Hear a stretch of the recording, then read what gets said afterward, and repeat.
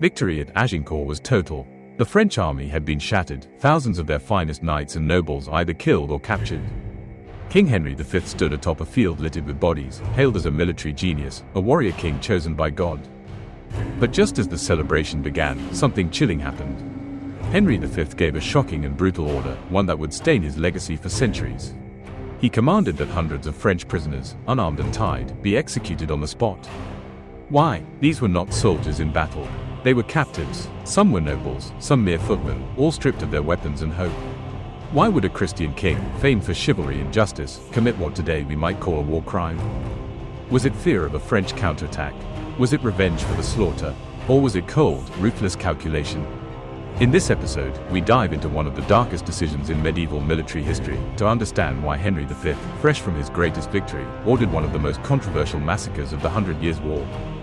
What happened on that field after the arrows stopped flying is a story history never forgot. The Battle of Agincourt was over, or so it seemed. As the morning turned to afternoon on October 25, 1415, the field was eerily quiet. The English, stunned by their improbable triumph, stood among the wreckage of one of France's proudest armies. Thousands of French knights and men at arms lay dead or dying, and nearly as many had surrendered. Among the prisoners were high-ranking nobles, dukes, counts, barons, and hundreds of common soldiers. In the traditions of medieval warfare, these men were not just captives, they were currency. Nobles could fetch fortunes in ransom, enough to rebuild castles or fund entire campaigns. Under normal conditions, these prisoners would be carefully held, treated relatively well, and sold back to their families or liege lords. But this was not a normal battlefield. Henry V stood at the center of a chaotic scene. His forces were exhausted, stretched thin, and still massively outnumbered. Thousands of French troops remained unaccounted for, including fresh reinforcements rumored to be gathering just beyond the tree line. The battle wasn't over, not completely. Then came the alarm. Scouts reported a new force of French cavalry approaching the field, possibly a renewed attack, or an attempt to rescue the prisoners. No one knew their strength, but the risk was real. Henry suddenly found himself in an impossible position: guard thousands of dangerous prisoners with only a weakened force, or act swiftly to eliminate a deadly liability. His decision was swift, ruthless, clear. He ordered the immediate execution of all prisoners, save for those deemed high value. The command sent shockwaves through the English camp. Even some of Henry's seasoned captains hesitated. A few men refused to obey, citing honor, chivalry, or the Christian conscience. But Henry would not back down. He handed the grisly task to his longbowmen, men of lower rank, less tied to the codes of nobility, and made it unmistakably clear: the order was final. This was not rage. It was raw, tactical survival. Henry feared that if another attack struck, prisoners could revolt, seize weapons, or sabotage the English position from within. And so, amid triumph, the killing resumed. What followed was not battle, but slaughter. Men who had moments ago begged for mercy were cut down. Some resisted, some prayed. Chroniclers later wrote that the mud of Agincourt turned red, not just from war, but from betrayal. Henry's fear and logic. To fully understand why Henry V ordered the mass execution of prisoners at Agincourt, we have to look past the shock, and into the mind of a wartime king facing the threat of a second battle, mere hours after the first. At first glance, the order seems like barbarity. But in Henry's eyes, it was necessity, cruel, calculated necessity. His army had just endured hours of brutal combat. The English men at arms were bruised, bleeding, and utterly spent. Their archers, though decisive in the victory, were not trained to guard thousands of captives. There were no cells, no supplies, no way to hold a mass of defeated but dangerous men. The English force, though victorious, was still deep in hostile territory and vastly outnumbered in the broader war. Henry understood medieval warfare wasn't predictable. One decisive victory could be reversed in minutes. French reinforcements had been spotted on the edge of the woods. If those troops regrouped and struck again, the battle could be reignited with no warning. And behind Henry's army, a ticking time bomb, thousands of French prisoners. Many of them were trained fighters. Some still had their weapons nearby. If a second wave of French cavalry charged the front, and the prisoners rioted in the rear, the English could be crushed between two fronts. Victory would turn into catastrophe. It was a nightmare scenario, and Henry wasn't willing to gamble.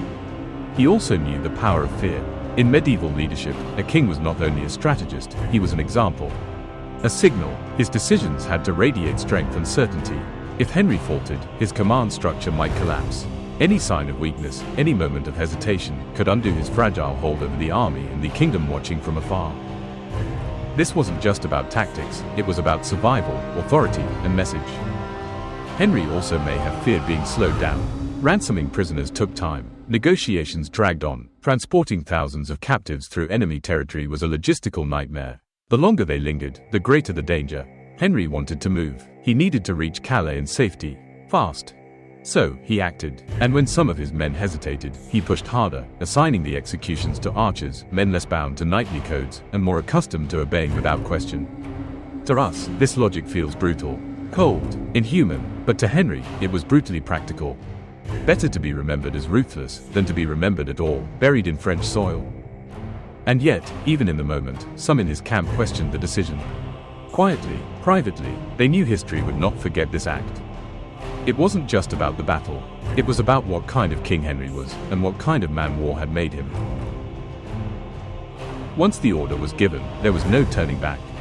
Henry V had made his decision: the prisoners must die. And so, the executions began. According to chroniclers like Jean de Monstrelet and Thomas Walsingham, the scenes that followed were grim and chaotic. Longbowmen, many of whom had never killed at such close range, were tasked with carrying out the king's command. These were not battlefield strikes. They were cold, face-to-face killings. In makeshift camps and lines across the muddy field, the prisoners, some still wounded, others bound and blindfolded, were slaughtered. Some archers hesitated, reportedly refusing the order. Killing a man in the fury of battle was one thing. But this was different. These were men who had surrendered.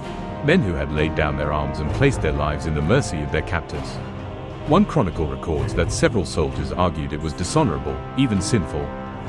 But Henry was unrelenting. He reinforced the command and made it unmistakably clear: his word was law. Disobedience, even in this, would not be tolerated. Still, not all prisoners were killed. Those of noble birth, especially high-ranking lords who could bring in massive ransom payments, were spared. Henry, ever the tactician, knew the value of a captured duke. His actions were not a complete rejection of medieval warfare customs but a chilling reinterpretation. Nobles were worth gold. Common soldiers were expendable liabilities. Estimates vary, but some historians suggest hundreds of prisoners were executed that day, perhaps as many as 2,000. Others argue the number was smaller, perhaps several hundred. But regardless of the figure, the impact was the same: terror, silence, and a scar that would not fade.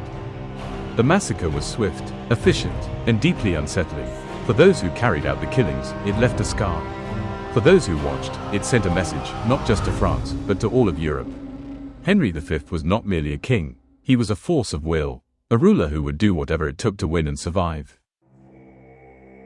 The massacre of French prisoners at Agincourt remains one of the darkest and most debated chapters in the legacy of Henry V. It raises questions that echo through centuries. Was it justified? Was it necessary? Or was it an unforgivable act of cruelty cloaked in military logic? To his contemporaries, opinions were divided. Some English chroniclers praised Henry's decisiveness, framing it as a grim but vital act of wartime leadership.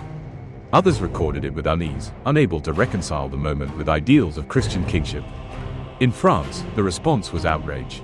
The massacre deepened the bitterness of the war and painted Henry as a ruthless butcher, not a chivalric hero. Modern historians continue to wrestle with this moment.